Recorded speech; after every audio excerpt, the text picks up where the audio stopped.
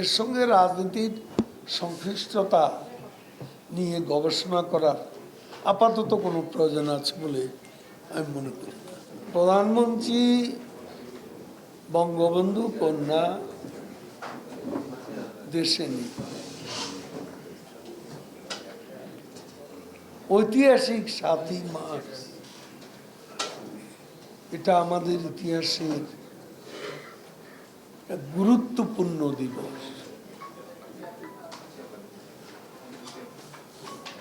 প্রধানমন্ত্রীর পক্ষ থেকে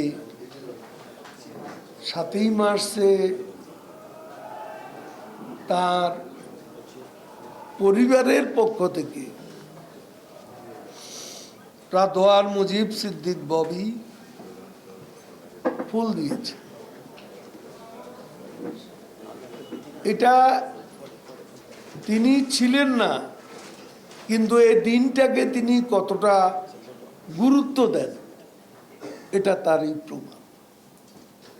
এর সঙ্গে রাজনীতিতে সক্রিয়তা কোনো বিষয় আছে বলে আমার জানা নেই। তিনি ফুল দিয়েছেন on behalf of our Prime Minister, Bangabandhu কন্যার পক্ষ থেকে ৭ই মার্চের বঙ্গবন্ধুর প্রতিকৃতিতে ফুল দিয়েছেন। এটাকে অন্য কোনো এর সঙ্গে রাজনীতির সংশ্লিষ্টতা নিয়ে গবেষণা করার আপাতত কোনো প্রয়োজন আছে বলে আমি মনে করি।